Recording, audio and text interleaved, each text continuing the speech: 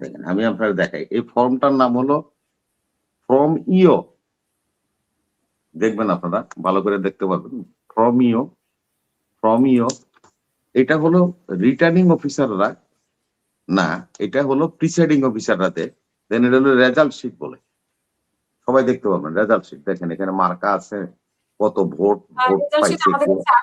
আমাদের কাছে ছবি, রেজাল্ট শিটের ছবি আচ্ছা, রেজাল্ট শিট। এখন এইখানে হলো আপনার দেখেন, এখানে অ্যাসিস্ট্যান্ট প্রিসাইডিং অফিসার স্বাক্ষর করছে এবং 3 জনে ভোটগুলি চেক দেয়। 3 জনের ইনিশিয়াল আছে, 3 জন পুলিং অফিসারের ইনিশিয়াল আছে যারা ভোটগুলি চেকিং করে। এবং তারপরে এইখানে নিচে এজেন্টরা স্বাক্ষর করে। সর্বশেষ এজেন্টরা স্বাক্ষর করার পরে প্রিসাইডিং অফিসাররা একটা হ্যান্ড মাইক নিয়ে ভোট কেন্দ্রের সামনে এসে বলে যে এত ভোট পাইছে, এত ভোট এই বেসরকারি হয়েছে বলে এই রেজাল্ট শিট গুলি এজেন্টদের হাতে বিতরণ করে। এখানে কার্বন কপি করার মতো সুযোগ থাকে না। একটা জিনিস হলো দেখেন আপনারা, আমরা খুব নির্বাচন নিয়ে বলছি, দেখেন এইবার আরপিও অত্যন্ত কঠিন। এই যে আরপিওটা আমার সামনে আছে, দেখেন আরপিওটা আচরণবিধি বাংলাদেশ নির্বাচন কমিশন, সেটা তো আছে নির্বাচন পূর্ব নিয়ম। সেখানে দেখেন কিভাবে লেখা আছে, এই বিধিমালায় যে বিধানেরই লঙ্ঘন বা নির্বাচন পূর্ব অনিয়ম হিসাবে গণ্য হবে বা অনিয়ম করা হয়েছে সংখ্যাবদ্ধ ব্যক্তি, নিবন্ধিত রাজনৈতিক দল, প্রতিকার চাইয়ে নির্বাচন তদন্ত কমিটি বা কর্পোরেশন কমিশনের বরাবর দরখাস্ত করিলে ওই দরখাস্ত তদন্ত পূর্বক যখন জানা যাবে এই ঘটনাগুলি ওই প্রার্থীর বিরুদ্ধে অভিযোগগুলি সত্য প্রমাণিত হলে প্রার্থী যদি নির্বাচিত হয় তাহলেও তিনি নির্বাচন থেকে বাতিল হয়ে যাবে। এই যে দেখেন, আর তার সদস্যপদ খারিজ হয়ে যাবে। যারা যত বেশি আনন্দ করতেছেন বিজয় হয়েছি, আপনারা বিগত নির্বাচনে এই ভোট চাইতে যাইয়া কোথায় কি অপকর্ম করছেন আপনার প্রতিপক্ষ কিন্তু প্রত্যেকটা লিপিবদ্ধ করছে। প্রত্যেকটা কিন্তু নির্বাচন কমিশন তথা রিটার্নিং অফিসারের কাছে কিন্তু অভিযোগ দিয়ে রাখছে। এই অভিযোগ যদি সত্যতা হয় তাহলে আপনি নির্বাচিত হলেও আপনার সদস্যপদ খারিজ হয়ে যাবে। এটা সম্বন্ধে এখন দেখেন যেটা নাকি পুনঃগণনা নিয়ে আমাদের কথা হচ্ছে, এটা ইও ফরমের পরে লাস্ট ফর্মটা থাকে হলো ঠ ফর্ম। একটা হলো গ ফর্ম, একটা হলো ঠ ফর্ম। এই গ ফর্মটা হলো অ্যাসিস্ট্যান্ট, এই আরো যাদেরকে বলি আমরা অ্যাসিস্ট্যান্ট রিটার্নিং কর্মকর্তা মানে টিওনো সাহেবরা, এটারে গ ফর্ম বলে। এইটাতে স্বাক্ষর করে রেজাল্ট শিট। আর ঠ ফর্ম হলো রিটার্নিং কর্মকর্তা, যিনি হলো জেলা প্রশাসক পদাধিকার বলে থাকে, জেলা রিটার্নিং কর্মকর্তা। ঠ ফর্ম সই করে দেওয়ার পরে আর কোনো কিছুই করার প্রার্থীদের থাকে না। মামলা করতে পারবেন, দেখা যায় এরকম বহু মামলা আমরা দেখেছি। এই মামলা বছরকে বছর চলে, ট্রাইব্যুনাল হয়, ট্রাইব্যুনাল থেকে হাইকোর্ট যায়, জজ কোর্ট যায়, সুপ্রিম কোর্ট যায়, ইত্যাদি ইত্যাদি বহুত কিছু, কিন্তু আখের কোনো লাভ হয় না। আপনার যে কথাটা আপনি বলছেন যে চাঁদাবাজদের নিয়ে একটা দর্শক প্রশ্ন করছে, হ্যাঁ ভাই, চাঁদাবাজদের বাংলাদেশের লোকেরা ম্যান্ডেট দিয়েছে। কত আসনে? 209 আসনে বিএনপি কে চাঁদাবাজ বলেন বা আপনারা বলছেন, এখন তাদেরকে 209 আসনে ম্যান্ডেট দিয়েছে জনগণ। তাহলে তারা চাঁদাবাজ? যারা ম্যান্ডেট দিল তারা আক্ষরিক অর্থে আপনাদের ভাষায় তারাও চাঁদাবাজ।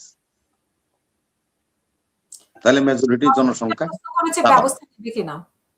চাঁদাবাজের বিরুদ্ধে চাঁদাবাজ, তাহলে আপনাকে ধরে নিতে হবে এদের উপরে ম্যান্ডেটটা এই জন্যই দিছে জনগণ যে এদেরকে দেশে সুশাসন প্রতিষ্ঠা করার জন্য পছন্দ করেছে নাগরিকরা, সেজন্যই ভোটাররা নির্বাচিত করেছে।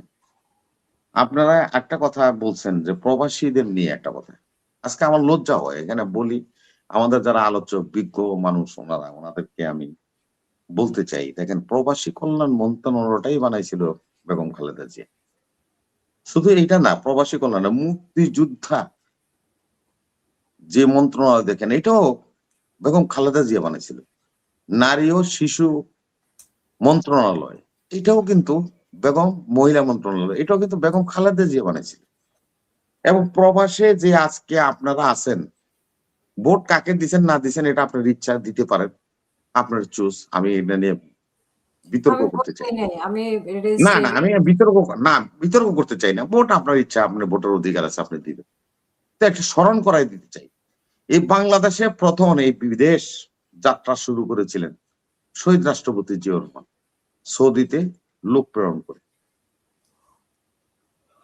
এবং তারাই এই প্রবাসীদের জন্য মন্ত্রণালয় তৈরি করেছে এবং প্রবাসীদের স্বার্থ যখনই সুযোগ পেয়েছে তখনই বিএনপি সেটা সংরক্ষণ করতে চেষ্টা করছে। আপনারা হোপফুল থাকেন, হোপলেস হবেন না। ভোট আপনারা যাকেই দেন, কিন্তু আমরা বিরাগের ঊর্ধ্বে উঠে আপনাদের কল্যাণী কাজ করি। 116 আসনে বিরোধী দলে ছিল বেগম খালেদা জিয়া।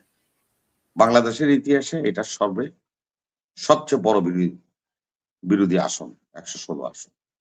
এবং বিশ্বের বিভিন্ন দেশেও এত মেজরিটি নিয়ে বিরোধী দল আছে বলে আমার জানা নেই।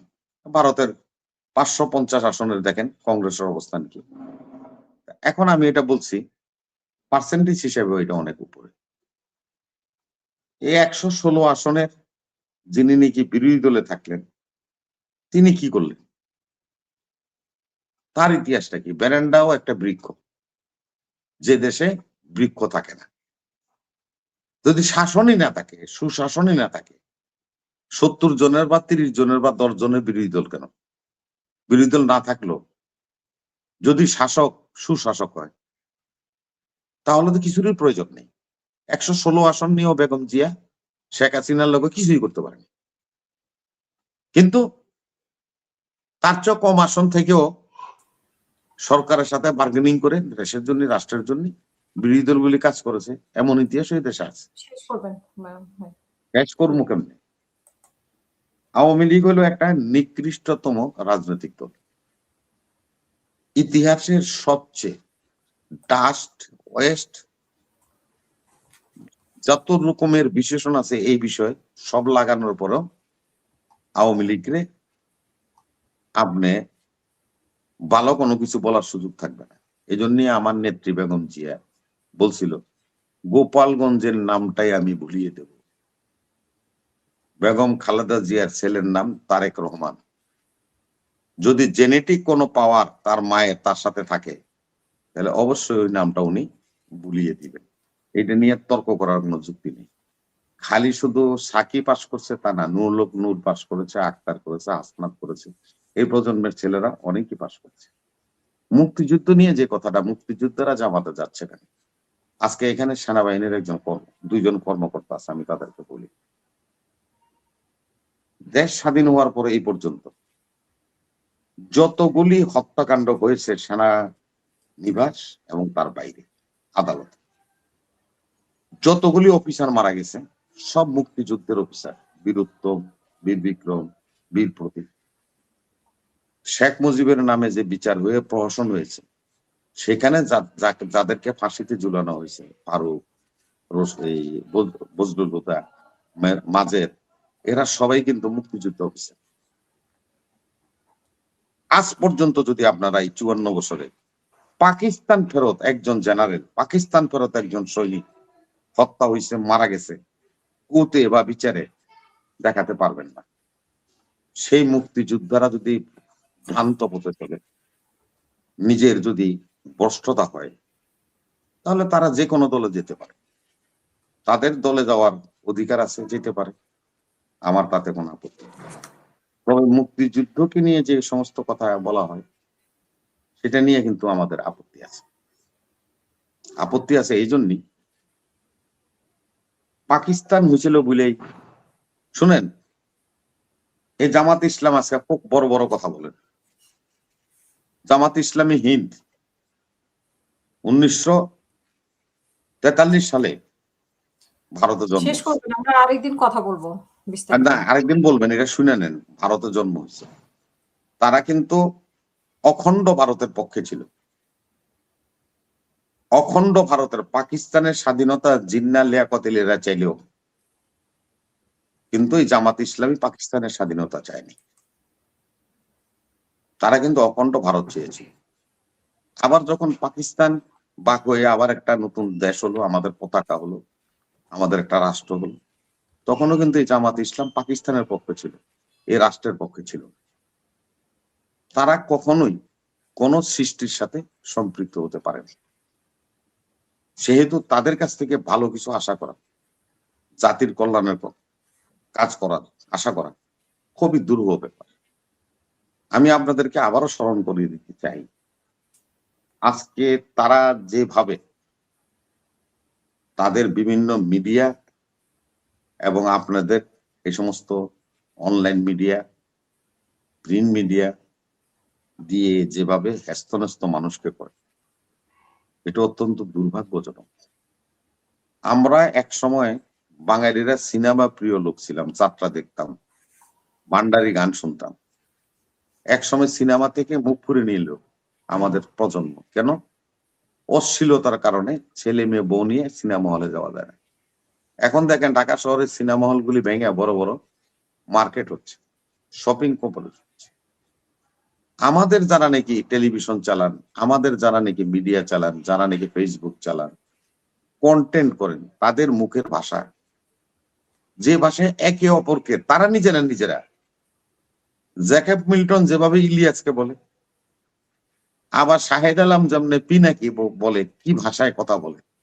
এরা বলে সুশিক্ষিত, সর্বোচ্চ বিদ্যাপীঠ থেকে সার্টিফিকেট পাইছে। আমার লজ্জা হয়, আমার ঘৃণা হয়। জি, অনেক আমার ধন্যবাদ। পরবর্তী আমরা প্রজন্ম এগুলি শিখবে, এগুলি থেকে নিজেদেরকে বিরত করেন। আপনারা জাতির জন্য কল্যাণ করেন, জাতির পরবর্তী ভবিষ্যৎকে সামনে রেখে আপনারা কথা বলেন। আরেকটা ছোট্ট প্রশ্ন আছে এখানে। একজন দর্শক, তিনি দর্শক নয়, আমাদের অতিথি, এবং জানেন তিনি সবচেয়ে নির্যাতিত একজন ব্যক্তি, সাংবাদিক কাজল ভাই। উনি একটা মন্তব্য করছে, আপনারা এখানে দেখেন। বলছে যে যারা সরকারি দল হচ্ছে বা যারা বিরোধী দল হচ্ছে, তাদের দুই প্রধানই পরাজয় বরণ করছে। অত্যন্ত সূক্ষ্ম একটা প্রশ্ন আমাদের সামনে তুলে দিচ্ছে। এটাকেও অ্যানালাইসিস জাতির করতে হবে। আর যে কারচুপি ইঞ্জিনিয়ারিং এর কথা বলছেন, সেটাও শুনেন। আমি একটা ফিগার আপনার দিই। খুলনাতে আপনার বিভাগটায়, সেখানে হলো আসন হলো 36। আমাদের না এই ছোট্ট এইটা দিয়ে শেষ। 36টা আসন, 36টা আসন খুলনা বিভাগের। 36টা আসনের 26টা পাইছে হলো জামাত, 10টা পাইছে হলো বিএনপি। রংপুর বিভাগে আপনার 32টা হলো আসন, 14টা পাইছে বিএনপি, মেজরিটি হলো জামাত ইসলাম, তারা 18টা পাইছে। এখন যদি ইঞ্জিনিয়ারিং এর কথা বলেন, অন্য পক্ষ তো বলতে পারে যে আমাদের এখানে আমাদের প্রার্থীরা কারচুপির মাধ্যমে হেরে গেছে। এগুলি কোনো শব্দ নয়, এখান থেকে বেরিয়ে আসতে হবে। এবারে যে নির্বাচন হয়েছে ইতিহাসে, এবং আগামীতে কখন হবে জানি না আমি, যদি এই ধারা অব্যাহত থাকে, এর চেয়ে ভালো নির্বাচন আমেরিকা বলেন, পশ্চিমারা বলেন, ভারত বলেন। আমরা ভারতকে বলি গণতান্ত্রিক রাষ্ট্র, ব্রিটেনকে বলি গণতান্ত্রিক রাষ্ট্র, তারা গণতন্ত্র চর্চা করে। আজকে ইউনূস সাহেব যে গণতন্ত্র লেসেন আমাদেরকে দিয়ে গেল, এটা যদি অব্যাহত থাকে, এদেশের নিপীড়িত, নির্যাতিত, শোষিত মানুষগুলি এর শোষণ করার মতো আর কারো জন্ম হবে না। ধন্যবাদ।